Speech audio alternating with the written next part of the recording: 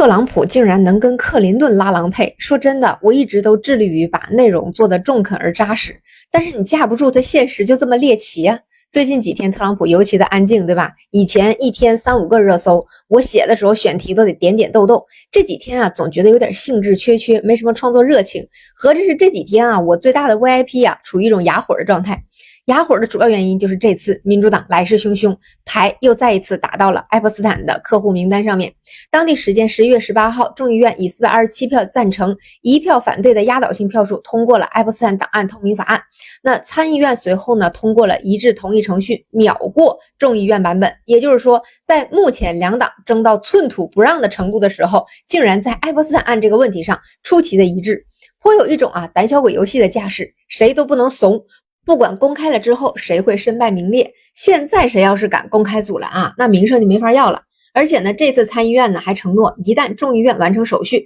法案就正式送交，即视为自动通过，直接送交总统特朗普签字。也就是说，一众被特朗普几乎架空的国会老爷们，这次把公开爱泼斯坦案的这颗雷传给了大统领。你要是不签字，你心虚了；你要是签了字，你是始作俑者。名单中爆出来的一切权贵的名字都会怪到你特朗普头上，而不会怪到集体决定的议员头上。现在特朗普在国内真的是被民主党折腾的寸步难行，所以呢，川普现在对民主党和共和党两边他都很愤怒，一边说公开是民主党的诡计，就为了转移大家对我经济成就的这个关注，一边说呢，共和党人你们被利用了，还浑然不觉，要迫害寡人。可是大家还记不记得，最早是他喊着叫着要公开名单呢？就是差不多在1年前，这个时候，川普凭借着要公开爱泼斯坦案名单、抽干深层政府这个沼泽的口号，赢得了山呼海啸般的支持。然而呢，在他主政之后，却一直用各种转移矛盾的方式淡化民众对爱泼斯坦案名单的关注。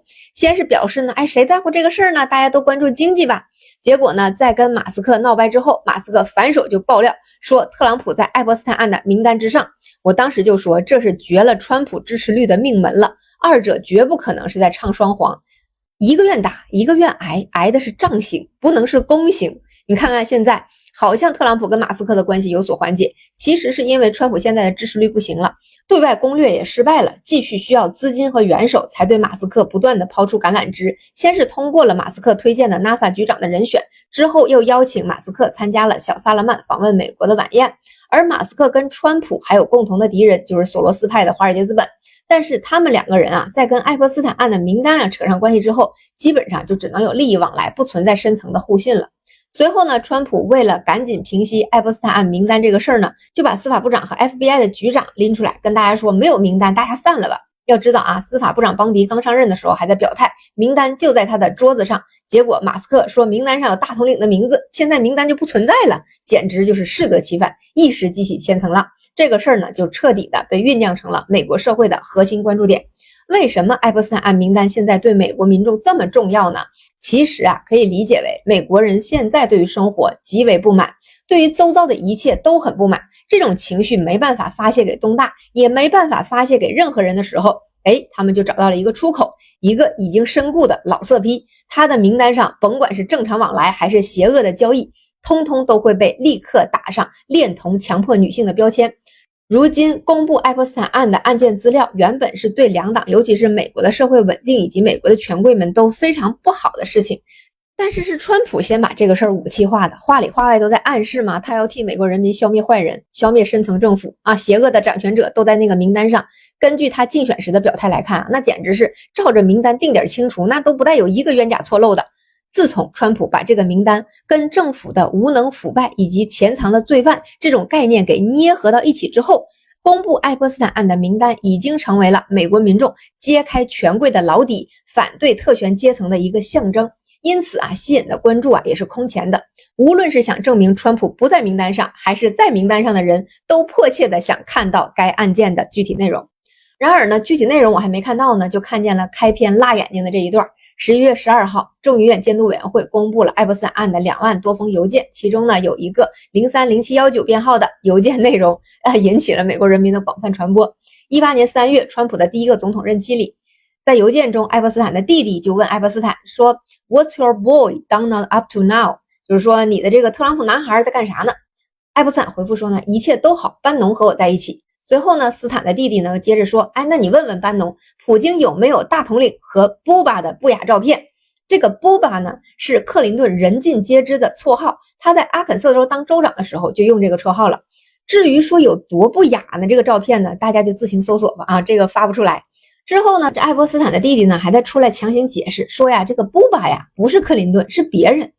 什么叫越描越黑呢？那大统领跟别人不雅，他也是不雅呀。这爱泼斯坦弟弟一解释，克林顿不一定摘出去了，可是川普作为老一辈这些人口中的 boy， 给一个叫做布巴的人不雅这个事情，他就坐实了。这个时候啊，其实就很能暴露川普团队的短板了。说实话啊，在转移火力这个水平上啊，白宫的团队水平都不如青瓦台。找了半天黑料，就放出来一个哈佛荣誉校长拉里·萨默斯婚内跟爱泼斯坦请教如何出轨一位中国女学者的花边新闻。这位拉里·萨默斯呢，之前我在聊张家墩和纳瓦罗的时候提到过，作为奥巴马当时的经济顾问啊，非常热衷于建议我们家放弃投资增长型经济。他们自家08年次贷危机的时候呀，哎呀，可牵挂我们了，天天啊带着自己的哈佛的徒子徒孙们给咱家开药方，让我们去产能扩大消费。现在还喊着啊，中国应该消费型增长，投资驱动会导致效率递减，扼杀创新。哎，那帮子人就是他的拥趸。你看看，喊了快20多年了，咱家的创新和效率啊，好像连年的在上升。结果啊，这帮子人的祖师爷啊，还塌房了，可真是太有意思了。虽然呢，萨默斯这档子事儿呢，比不上川普有不雅照，还可能是跟克林顿这么劲爆，但是主打一个内容丰富、细节详实，那是把一个道貌岸然、学富五车、老没卡眼、花花肠子一堆的形象刻画的入木三分。说实话啊，也不知道是学西方经济学的老学究都这么 rational 啊，遇到这么大的塌房事件都能镇定自若，还是代表西方最高学术成就的学府的前校长、现任荣誉校长根本就不用身正为范。总之，如此辣眼睛麻人的邮件内容曝光出来，老爷子精神矍铄，啥事儿没有，真是令人叹为观止。邮件呢是2018年开始的时候，当时呢，时年64岁的萨默斯老爷子把爱泼斯坦当作自己的情感导师，在邮件中反复和爱泼斯坦讨论如何能把一位36岁的向自己请教学术问题的来自中国的女博士搞上手，事无巨细地描述着他跟人家女博士的对话内容，对方是如何的态度等等。更恶心的是，萨默斯还是这位女博士父亲的好朋友。就在这位女博士感谢了萨默斯对于他本人和他父亲的支持之后呢，萨默斯就赶忙给爱泼斯坦发邮件，把事情的来龙去脉讲一遍，然后让爱泼斯坦来分析支招，如何进一步获得好感。一边跟人家爸爸开着会，一边惦记着人家闺女的身子，然后请一个恋童癖，哎，给自己指导经验，真的是够毁三观的。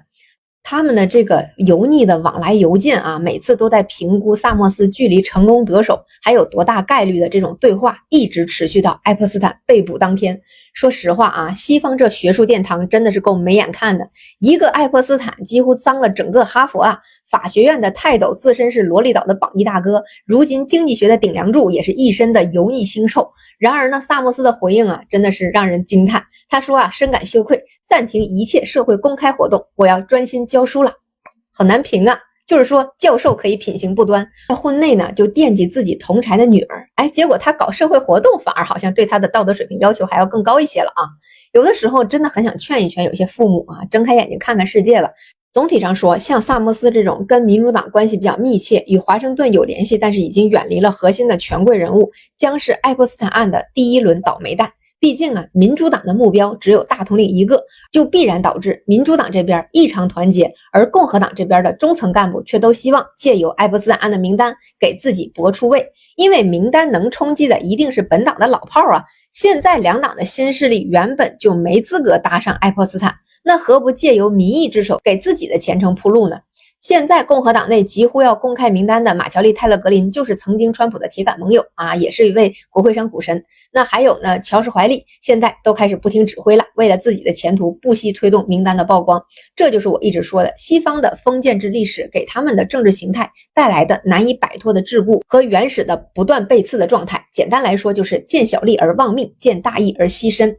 两党真的谁在乎美国民众或者国家发展的未来吗？并不会，他们都会不遗余力地曝光爱泼斯坦案中涉及到的各种能抹黑对手、动摇社会互信的一切内容。18号通过的这个公开爱泼斯坦案件的相关内容的法案叫做《爱泼斯坦档案透明法案》，可讽刺的是，这本该是关乎于对女性和未成年人保护的法律屏障，现在却是一个彻头彻尾的政治筹码和丑闻猎奇平台。真正的弱者依然死不瞑目，而真正的施害者却不会因为多了这个法案而多了什么限制或者威慑。就我个人而言，我认为一定是有一个名单的。实际上，真正的关键是，无论谁在总统宝座上，都无法公开这个内容，